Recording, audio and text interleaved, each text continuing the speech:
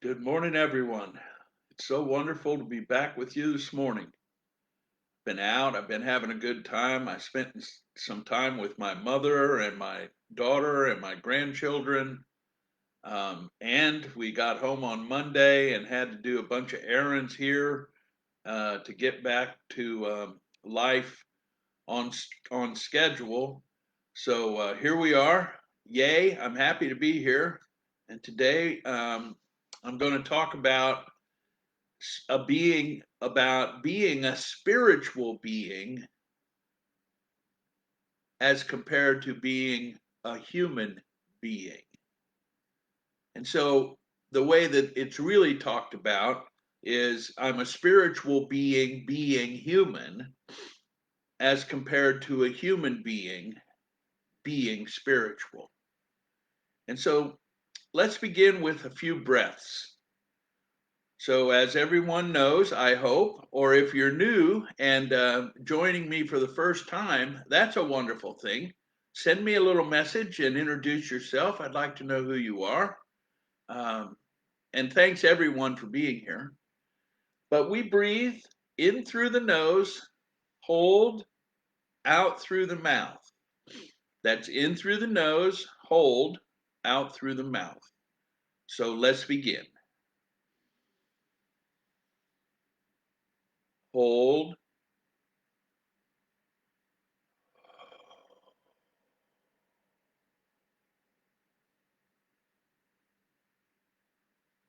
in through the nose, hold out through the mouth.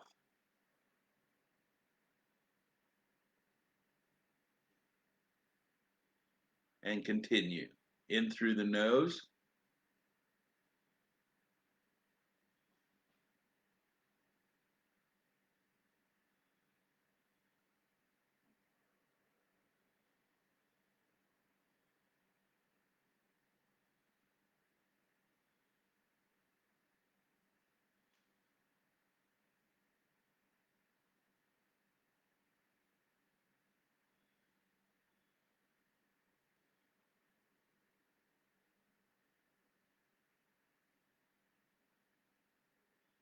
in through the nose, hold out through the mouth.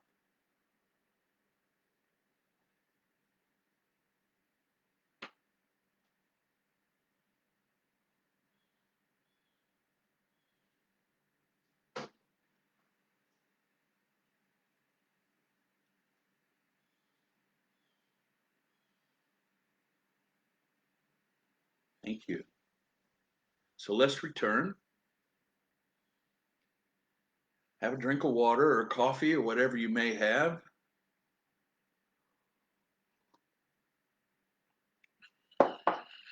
Thank you.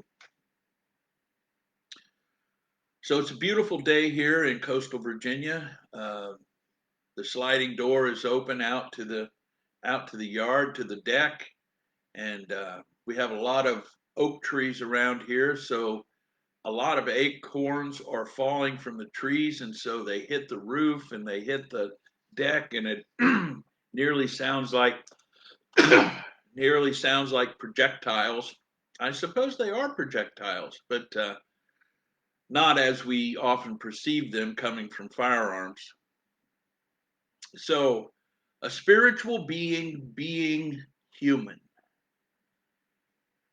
It's an incredible realization to simply embrace that the information that is given to me that I am programmed with from birth tells me that, generally speaking, I am this body.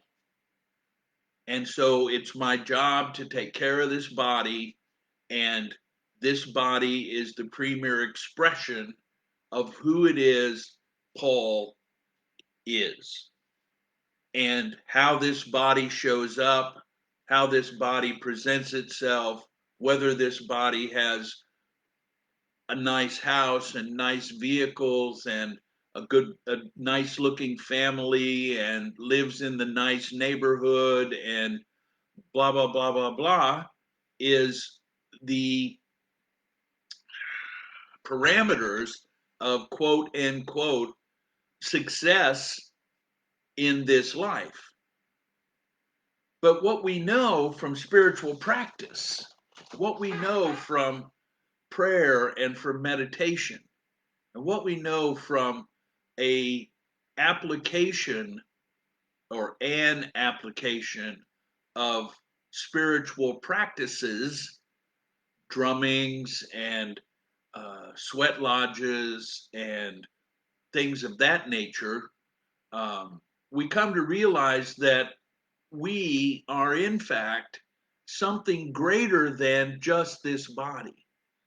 We experience feelings that are beyond the emotional template that is given to us by our training as human beings, our training by our parents, our training by our religious affiliations, the training by our societal affiliations, and so forth. Um, One of the examples I can give you for that is I was born and raised in America, and I've had the gift, I've had the opportunity to travel around the world. And so I have lived in places with people who were born and raised in a different culture, in a different, a different society. So for instance, when I was living in Spain and I was experiencing the Spanish culture and how they live, I realized that how they perceive themselves is entirely different than how I perceived myself as an American. One of the main things that I noticed right off the bat is that they have different work ethics. So, our work ethics here in America is get up at the crack of dawn, go out and work your day, and then come home, have dinner with your family, and relax together and go to bed and get up tomorrow and do it all over again. Well, in Spain, they don't get up at the crack of dawn necessarily. The workday, in the generally speaking, needless to say, if you're working on the farm or you're working with livestock, the day begins at a different rate. But if you're living in town and you're working a regular job, the day doesn't start till 9 o'clock or 10 o'clock. And then it runs regardless. It runs whether you're working, regardless whether you're working on the farm or whether you're working in the vineyards or whether you're working in town. There's a period in the afternoon, a couple of hours, where lunch happens and then there's rest. It's called siesta. And, we perceive it here in America as taking a nap, but that's not necessarily so. It's just a matter of relaxing, allowing the food to digest and all that kind of stuff. Then there's a return to work somewhere in the 4 to 5 o'clock hour, and work continues until 7 or 8 o'clock. People get off work. They meet up with their families quite often out in the town, out with the rest of the people in the neighborhood.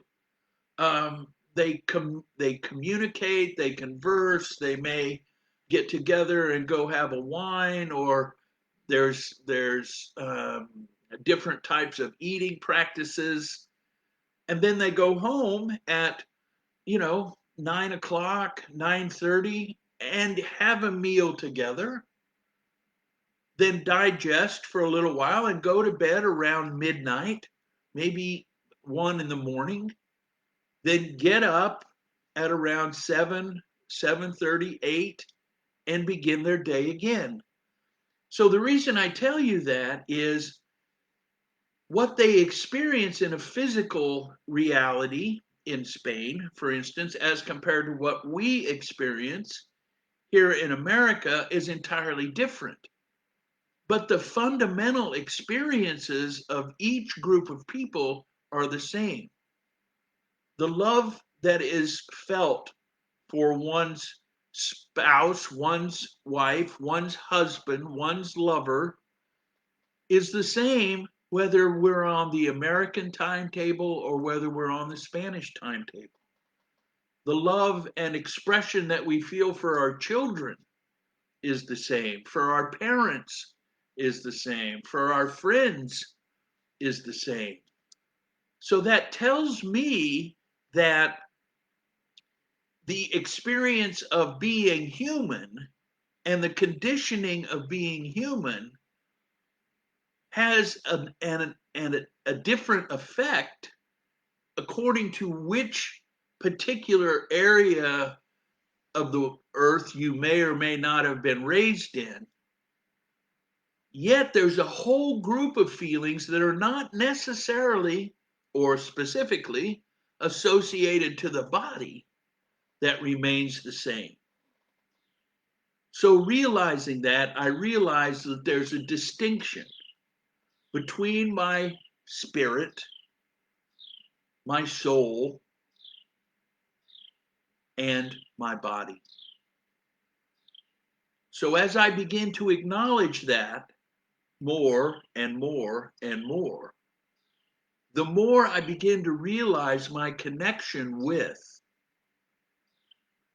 the earth that's around me, the sky, the air that I breathe, and to realize that I am as much that, the sky, the earth, the air that I breathe, as I am this body.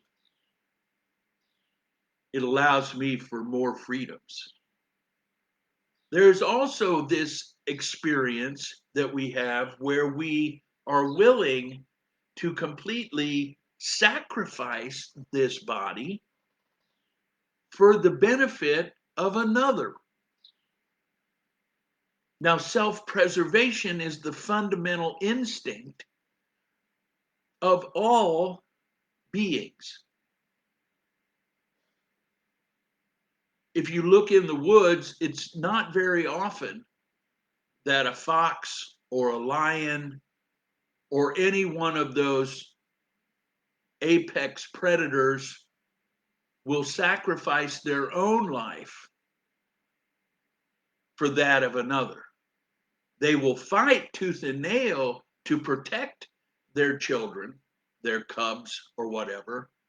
But at the end of the day, if it's a matter of walking into traffic to save their child or not, that walking into traffic probably doesn't happen. Or if we observe it, it doesn't happen. And so my phone's ringing and I'm getting all kinds of things here, but I will shut it off. Excuse me.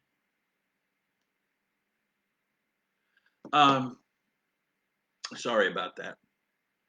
So the whole point is the more we become aware, another thing to think about is we human beings stop breathing, some of us from time to time, and we have these near-death experiences. And in these near-death experiences, we experience something, and each person who has them and talks about them talks about experiencing another realm where they are constantly active and moving forward. And so that again tells us that there's a realm beyond this material realm in which we exist. Knowing that I am conditioned to believe that the most important aspect of my existence is this body, I can then choose to shift that programming that I have received from birth that has me in the place I'm in. a friend of mine was talking to me about using the word programming. Um, and he said, a lot of people think about programming and they think about cults. And so I've given some more thought to that. And what I've come to understand is this idea that I am my body and that what matters is the collection of stuff that this body gets to and acquires as what matters is as much a cult consciousness as any other cult consciousness I've ever heard of. So there may be some truth to the idea that programming is what is used by a cult. And if that is in fact the case, then the reprogramming to realize that I am a spiritual being human, as compared to a human being spiritual, may in fact be the undermining of that original cult consciousness given to us by the society in which we live, which includes our parents, our religious leaders, our political leaders, our teachers, and everything else that is committed to the illusion that the material is the end all be all. What I know myself is that what I experience is beyond the material. It is beyond the material. And everyone that I know of who actually practices a dedicated spiritual consciousness practice experiences the same things.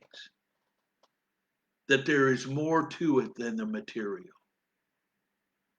And we see it over and over and over again if we look out at the world. Look out at the world and see individuals who are living in a near poverty or poverty situation and realize the level of commitment and love individuals have for one another, regardless of their material condition. And again, that sets us up to begin to understand that who I am, in fact, is a spiritual being human, with the whole consciousness of a spiritual being as compared to a human being spiritual. So I'm happy to be back with you today. And I'd like to end our session with a small prayer.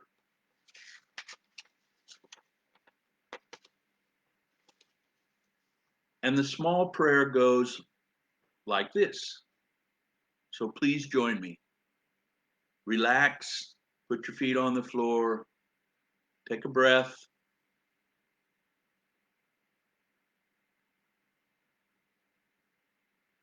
and pray with me. May I so live in the divine spirit that all who contact me shall be healed, that all who contact my thought shall be blessed, and that whosoever has an evil thought against me shall be cleansed, and in that cleansing find their good. Again, thank you everyone for being here this morning. I look forward to seeing you on Monday. Be well.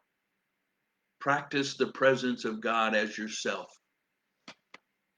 I salute you as the presence of God wherever you are. Namaste. Namaste. Namaste.